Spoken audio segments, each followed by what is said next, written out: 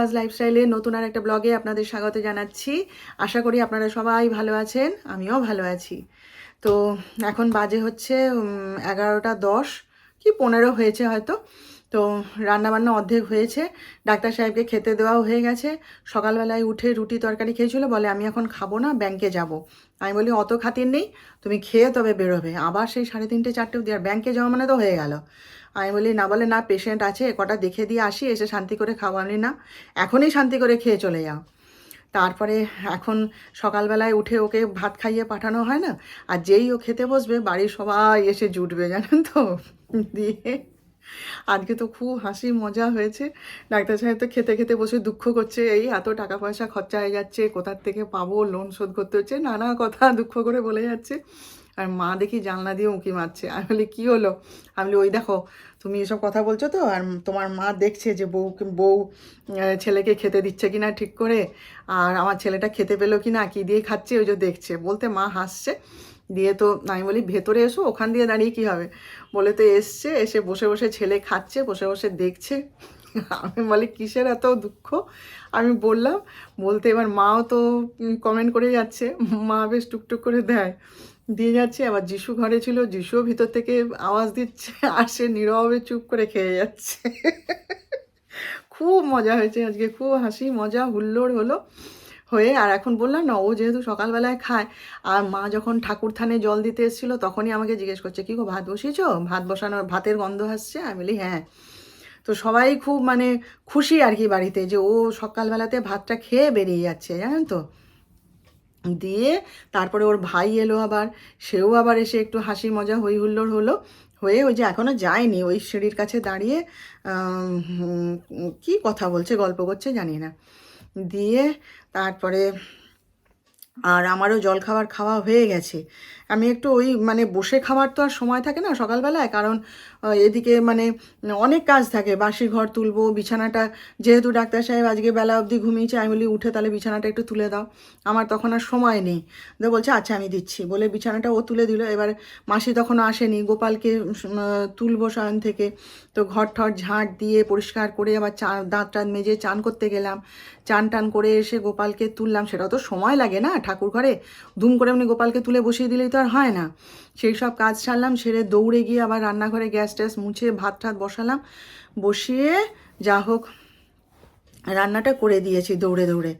দিয়ে এই এবার একটুখানি বসেছি, এই গড়াচ্ছি, গল্প করছি ছেলের সাথে, ফোন টোন করলাম, কথা বললাম, এই সমস্ত ঘুরে টুরে বেড়াচ্ছি, একটু গাছগুলো দেখে আসতে গেলাম। এইসব করে ঠরে আসছি। এসে আসলে কি বলুন তো, রান্নাটা যেই হয়ে যায়, একজনের খাওয়া হয়ে যায়, যিশুও ওই দিয়ে খেয়ে নেবে, তখন না নিজের জন্য আর করতে ইচ্ছা করে না। কিন্তু পালং শাকের তরকারি আমি তো খাবো না, করতেই হবে। আর মোটে ইচ্ছা করে না তখন রান্নাঘরে ঢুকতে, জানেন তো। আর কি করব, যাব দেখি, করব রান্না। এই ছেলের সঙ্গে গল্প করছিলাম, আড্ডা মারছিলাম, একটু হই হুল্লোড় করছিলাম আর কি। এই আর কি আজকে সকাল থেকে এই চলছে। তো চলুন আপনারা সঙ্গে থাকুন, দেখি আপনাদের সঙ্গে কতটা কি শেয়ার করতে পারি। চলুন। আমার ছেলের জন্য এবারে জলখাবার বানালাম। ডাক্তার সাহেবকে তো খাইয়ে পাঠিয়ে দিলাম। এবারে যিশু তো নিজে কফি বানিয়ে খেলো। তারপরে আমি বলি কিছু খাবি, এখন তো সবে 11টা বাজে, দেরি আছে।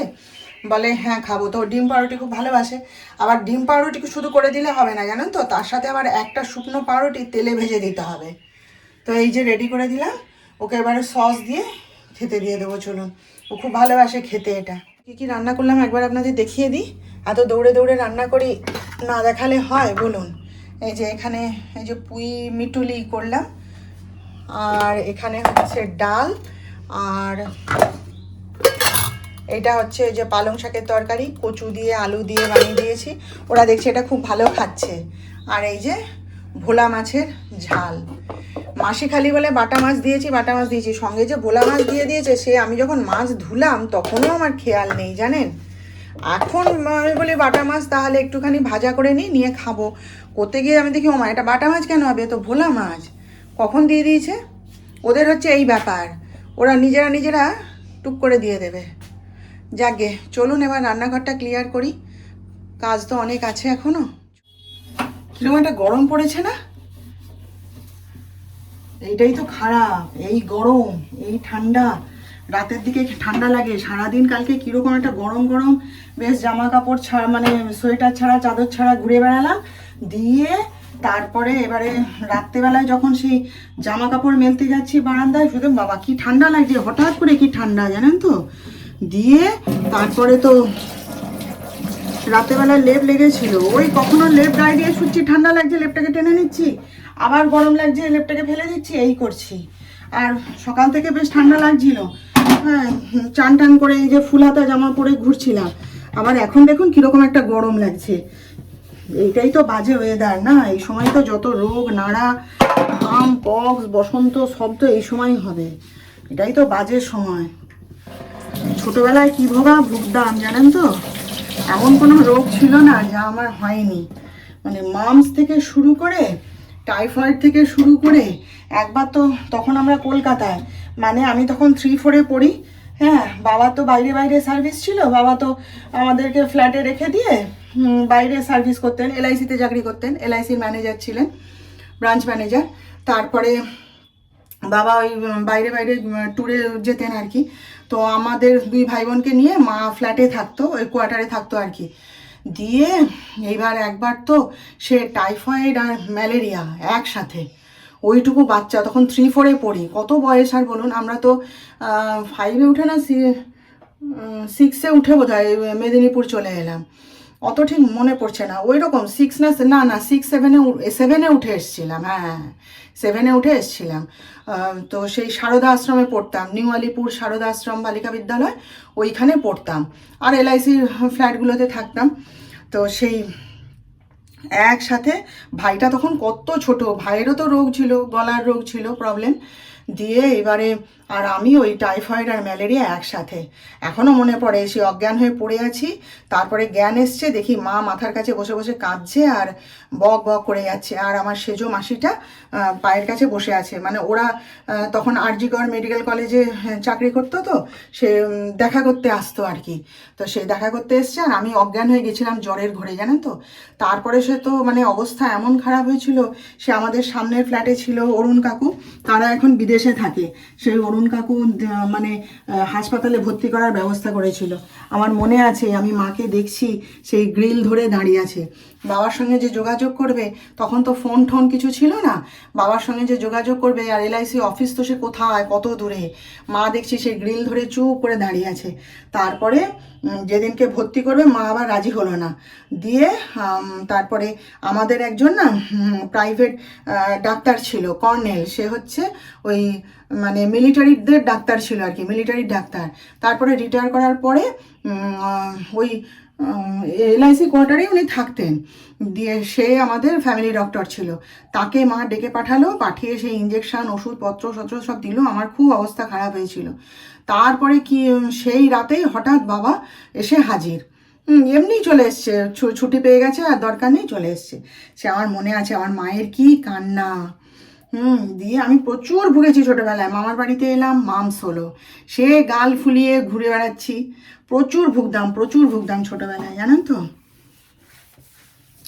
তো যাই হোক, রান্নাঘরটা ক্লিন করে নিলাম, পরিষ্কার পরিচ্ছন্ন করে নিলাম, নিয়ে চলুন এবার একটু চান টান করি, পরিষ্কার পরিচ্ছন্ন হয়ে গোপালকে অন্ন দিতে হবে। তো এখানে মটর ভিজিয়ে দিলাম জানেন, ঘুগনি বানাবো ভাবছি ও বেলায়। সকাল থেকে ভিজিয়ে দিলে হতো, তখন তো অত খেয়াল করিনি, রাতের রান্না কী হবে ঠিক করিনি। তো এখন মনে করলাম যে আজকে একটু ঘুগনি বানালে হয়, তো এই যে মটরটা ভিজিয়ে রেখে দিলাম, হয়ে যাবে। বানাবো তো সেই রাত্রি 9টার সময়, ততক্ষণে ভিজে যাবে। আর মটরটা খুব ভালো, খুব নরম, একটু মানে সিটি মারলেই সেদ্ধ হয়ে যায়। তো চলুন, এই যে ভিজিয়ে রাখলাম, এটা একটা চাপা দিই। এখানে রান্নাঘর পুরো ক্লিন করে দিয়েছি, এই দেখুন, একদম পুরো ঝকাস করে দিয়েছি সব। আর দেখুন এই যে প্লাস্টিকের ওই যে জল রেখেছি, ওই যে ওইটা ওয়াটারের ওইটা কি বলে, ওইটা তো সেই ফিল্টারের জন্য না, সেইটা মানে সেই জলের ড্রামের মুখে লাগায়, তো সেইটাকে আমি এখানে রান্নার জল ভরে রাখি, রেখে রান্নার কাজে ব্যবহার করি। বললাম একটা পেতলের ওই রকম মুখে কল লাগানো কলসি কিনি জানেন, ছোট্ট কিনবো, 1800 টাকা দাম বলছে। কিছুতে কিনতে দিল না, বাপ বেটা দুজনে মিলে বলে কি না ওর জল খাবো না, গন্ধ বেরায়, কি বিচ্ছিরি লাগছে বলুন তো। আর মুখে আবার কাপড় বেঁধে রাখতে হয় কেন জানেন তো, আরশোলা ঢুকে যাবে, ডিম পেড়ে দেবে, ওই জন্যে কীরকম বিচ্ছিরি লাগছে বলুন তো, এত সুন্দর গুছানো রয়েছে রান্নাঘরটা, তার মাঝে ওই একটা, কিন্তু কিছুতেই করতে দেবে না, বলে কি না না ওইটাই ঠিক আছে, ও খুব ভালো লাগছে, থাক ওই রকম, কিছুতে দেবে না, কি করবো আমি আর চলুন এই যে সব বাসন কোসনগুলো ধুলাম, ওই যে কাপগুলো সব ওখানে রেখে দিলাম, মেজে টেজে সব পরিষ্কার করে নিয়েছি। চলুন এবার এগুলো টেবিলে রেখে। গুড ইভিনিং, এখন বাজে হচ্ছে 6:30, এই 5 মিনিট হলো জিম থেকে ফিরলাম। ফিরে তো আবার গেছিলাম কালুর দোকানে, গিয়ে যিশুর জন্য আমার একটু কুরকুরে আর লেজ এনে দিলাম, ও খুব খেতে ভালোবাসে। ও যে পড়ছে তো, পড়তে পড়তে একটুখানি মুখরোচক চাই আর কি একটু, সেই জন্যে বলে মা একটুখানি এনে দাও না, তাই গেছিলাম। গিয়ে সেখানে আবার একটু কালুর সাথে একটু কথা টথা বলে এসে এই সবেমাত্র বসেছি আর কি। হাঁপ ধরে গেছে আজকে, জানেন কি গরম না, তবুও সোয়েটারটা গায়ে দিয়ে গেছিলাম এসছিলাম। আর ডাক্তার সাহেবও বারবার বলছে যে এই সময়টা সাবধান, কিন্তু ওরকম গরম লাগছে বলে হুটহাট করে জামা গায়ে না দিয়ে, সোয়েটার গায়ে না দিয়ে বেরিয়ে যাও না। তবে তো আসার পথে তো শিপ্রার সাথে গল্প করতে করতে এলাম অনেকটা পথ, কাজ ছিল দোকানে আরও, সে সমস্ত শেষ করে হাঁটতে হাঁটতে চলে এলাম। তো এই এসে একটুখানি বসেছি। আজকে জিমে সবাই এসছে জানেন তো, সেই পুরোনো মেয়েরা, সবাই নয় মানে অনেকে এসছে পুরোনো মেয়েরা। আবার শুনছি আবার কালকে নাকি আরও একদল বলেছে তারা আসবে। আমি বলি যোগার স্যার তো তাহলে ঠিক কথাই বলেছিল যে একটুখানি গরম পড়তে দিন, সবাই আসতে শুরু করবে, টিম রেডি আছে, কেউ হারিয়ে যায়নি, সেদিনকেই কথা হচ্ছিল। আমি হলে ঢুকতেই তো সব একদম হুল্লোড় চিৎকার, পূর্বাদি পূর্বাদি, কে বলে পূর্বা, চিৎকার করছে। সবার সাথে তো হাসি মজা গল্প করতে করতে নিচে জিম করলাম, করে উপরে গিয়ে দেখি সেখানে আরও ভিড়, সেই আগের মতন কোন যন্ত্রে করব না করব, দিয়ে আর সে করতেই দেয় না জিম, শুধু খালি হাত ধরে টানাটানি, গল্প, ইয়ার্কি, হাসি মজা হুল্লোড় করে বেশ আজকে বেশ কাটলো সময়টা। জিমও করেছি প্রাণ ভরে আজকে, করে টোরে গল্প গুজব করে টোরে এই এলাম, ভালো লাগলো। বলেছি না কিছুটা সময় এই জন্য দরকার, নিজের সঙ্গে নিজের জন্যও কিছুটা সময় দরকার। সব গল্প গুজব করলাম, করে হাসি মজা করে কালকে আবার আরও বলছে বাকি বাকি সব আবার কালকে সব বিয়ে বাড়ি ছিল আর কি, কার ছেলের বিয়ে কার মেয়ের বিয়ে সব শেষ করে আবার এসছে। তো সেই সব গল্প শুনতে শুনতে জিম টিম করে এই বাড়ি এসে বসেছি আর কি। এসে দেখছি ছেলে পড়ছে নিজের মনে। ডাক্তার সাহেব তো সেই খেয়ে বেরিয়ে গেছিলো, মাঝখানে একবার এসছিল হুট করে কি একটা কাজে, এসেই দেখে আবার বেরিয়ে চলে গেল, আমাদের সঙ্গে কথা টথা হয়নি। তারপরে তো এখনও তো আসেনি, কোথায় গেছে কাজ করছে কি জানি, বললো আর বলেছিল যাওয়ার সময় আজকে অনেক কাজ, তো সেই সবে ব্যস্ত আর কি। তো চলুন একটুখানি বিশ্রাম নিয়ে সন্ধ্যা টন্ধা দেবো, খাওয়া দাওয়া করবো, চাটা খাবো, খিদেও পেয়ে গেছে প্রচুর জানেন তো, খুব খিদে পেয়ে গেছে। তো চলুন, হ্যাঁ পরে আবার কথা হবে। তো আমি আপনাদের সঙ্গে কথা বলেছি কতক্ষণ আগে বলুন, তখন 6:30, আর এখন বাজে হচ্ছে 7:45।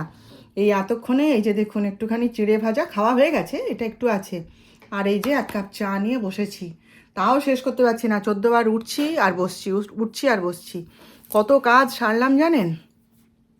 তারপরে আবার ছেলে দুটো সঙ্গে গল্প করছিলাম, কথা বলছিলাম, নানা আলোচনা ছিল, হ্যাঁ খালি জেম্মা জেম্মা করে ডাকে আর কথা বলে, তাদের সঙ্গে একটু গল্প গুজব করতে করতে সময় কেটে গেল। সে কখন বলেছি বলুন তো খিদে পেয়েছে, এই এতক্ষণে খেলাম, আবার এক্ষুনি ডাক্তার সাহেব এসে ঢুকলেন, তাকে আবার দরজা খুলে দিয়ে এলাম, মানে খাওয়াটা শেষ করতে আর পারছি না। ওই জন্যে আপনাদের বললাম না, নিজের জন্য সময়টা একান্ত দরকার, নিজেকে প্রশ্রয় দেওয়ার প্রয়োজন আছে, বুঝলেন তো, তবেই আপনি সংসারে কাজ করতে পারবেন, আপনি ভালো থাকবেন, এটাই হচ্ছে মূল কথা। তো চলুন যা হোক করে চাটা খেয়ে নিয়ে এখন অনেক কাজ বাকি আছে। চলুন এতক্ষণ ধরে এই সব জলের বোতলগুলোকে ভর্তি করলাম, এই যেগুলো সব টেবিলেই থাকে, এখানে যার যে টেবিলে বসে খাওয়া হয় যখন, বা যার যখন দরকার, ঘরে যে আসছে জল দরকার, এখান থেকে জল নিয়ে খেয়ে নেয়। আর এই বোতলগুলো হচ্ছে ডাক্তার সাহেবের সঙ্গে থাকে আর কি, বাইরে নিয়ে যায় যখন। আর এইটা হচ্ছে আমার বোতল, এটা হচ্ছে 500-র বোতল, হ্যাঁ এটার আমাকে মাপ করে জল খেতে হয়, মোট 3 লিটার জল আমাকে সারাদিনে খেতে হয়, তো তাই 500-র বোতলটা রেখে দিয়েছি। ওই একসঙ্গে তো আর 1 লিটার জল খাওয়া যায় না, ওই 500 করে সারাদিনে 3 লিটার জল খায়। আর এইগুলো হচ্ছে আমার ছেলের ঘরের বোতল, দেখছেন এই একটা বড় ড্রাম সে নিজে কিনেছে অনলাইন থেকে, এইটায় জল ভরে রাখে, সে সারাদিন জল খায়। শুধু এটা নয়, আবার এই দুটো বোতলও তাকে দিতে হয়, সে এত জল খায়। তো এটা আমার প্রতিদিনেরই কাজ, আমি এই সন্ধ্যাবেলাতে জল ভরে রাখি, আবার কালকে সন্ধ্যাবেলায় ভরবো। আসলে কি জানেন, খাওয়ার জল নিয়ে আমি একটা খুব আতঙ্কে থাকি।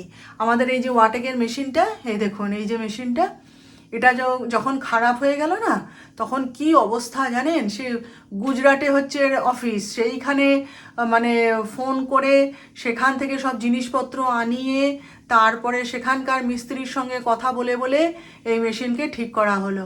আমি তো বলেছিলাম ফেলে দাও, এত বছর হয়ে গেছে, প্রায় আপনার 18 বছর হয়ে গেল, আমি একে ফেলে দাও, দিয়ে আবার নতুন ভালো নিয়ে আসবো। কিন্তু মেশিনটা খুব ভালো, এর জলটা খুব ভালো, জানেন তো, এতটুকু পেট খারাপ হবে না, কিচ্ছু হবে না, খুব ভালো জলটা, ওই জন্য আমরা এটা আর ফেলিনি, ওয়াটেক আর কি। তো একটা সময় এটা খুব চল হয়েছিল, তখন কেনা হয়েছিল। তো ডাক্তার সাহেব এটা ফেলতে চান না, তো এই জন্য একে আবার ঠিক করানো হলো। হয়ে এটা এই আপনাদের সঙ্গে কথা বলছি বলে মেশিনটা অফ করে দিয়েছি, কথা বলা হয়ে গেলে চালু করে দেবো। হয়ে তারপরে আবার মানে মেশিনটাকে ঠিক করা হলো আর কি। তো সেই সময়টা যখন মেশিন খারাপ হয়ে গেছিলো না, তখন খুব জলের কষ্ট হতো আমাদের, জানেন তো। আমরা দুজন তখন, যিশু তো মুম্বাইতে, আর সেই বড় বড় জলের ড্রাম নিয়ে আসতো ডাক্তার সাহেব, সেইটায় করে আমরা জল খেতাম সারা দিন, রান্না করতাম সেই জলে, খুব কষ্ট করেছি। সেই জন্যে আমি খাবার জল নিয়ে না একটা আতঙ্কে থাকি, ওই জন্য আমার বাড়িতে যত বোতল আছে সব আমি বের করে খাবার জল ভর্তি করে রেখে দিই, রান্নাঘরের ড্রামটাও জল ভর্তি করে রেখে দিই, যে বাবা খাবার লোডশেডিং হলে বা মেশিন খারাপ হয়ে গেলে যেন জলের কষ্ট না হয়। আমি ভীষণ আতঙ্কে থাকি, ওই জন্য এই এত বোতল সব ভর্তি করে রেখে দিই, বুঝলেন তো। এই দেখুন, এগুলো সব এবার ছেলের ঘরে রেখে আসবো। যে দেখুন আমার ঘুগনি রেডি হয়ে গেছে, এই যে ঘুগনি বানিয়ে রেখে দিয়েছি, দেখতে পাচ্ছেন। আর রুটি করবো না কি করব বুঝতে পারছি না, কারণ ডাক্তার সাহেব সন্ধ্যাবেলায় এসে বলছেন কি ও ঘুগনি হবে, তাহলে ছেলেকে বলছে, যিশুকে বলছে চল কচি, তাহলে আমরা পাউরুটি আর ঘুগনি খাবো, আজকে খাবি, পাউরুটি টোস্ট করবি, করে ঘুগনি আর পাউরুটি খাবো। তা যিশু চুপচাপ ছিল, তো আমি আর তখনও তো গা করিনি যে আচ্ছা ঠিক আছে দেখা যাবে। তারপর এখন তো কেউ ঘরে নেই, সব উপরে গেছে, ওই নার্সিংহোম নিয়ে আলোচনা করছে ওরা। আমি ততক্ষণ একটু সিরিয়ালটা দেখি, আমার সিরিয়াল শুরু হয়ে গেছে, সিরিয়াল দেখতে দেখতে ঘুগনিটা করে রাখলাম। তারপরে দেখি, চিন্তা করে ওরা নিচে আসুক, যদি বলে পাউরুটি দিয়ে খাবো কি মুড়ি দিয়ে খাবো, যা দিয়ে খাবো খাবে, যদি বলে যে রুটি করে দাও, কারণ যিশু না পাউরুটি দিয়ে ঘুগনি টুগনি ওসব পছন্দ করে না, ওকে দুটো আটার রুটি করে দিলে ও শান্তিতে খেয়ে নেয়। তো দেখি কি করি, এখন ওসব ঠিক করিনি আর কি। তো আজকের মতন তাহলে এখানেই বিদায় নিলাম, কালকে আবার দেখা হবে নেক্সট ব্লগে নতুন বিষয় নিয়ে। আপনারা সবাই ভালো থাকবেন, আর আমার ভিডিওটা ভালো লেগে থাকলে প্লিজ একটা লাইক শেয়ার সাবস্ক্রাইব অবশ্য করে দেবেন, আর পাশে থাকা বেল আইকনটা একবার মনে করে প্রেস করে দেবেন।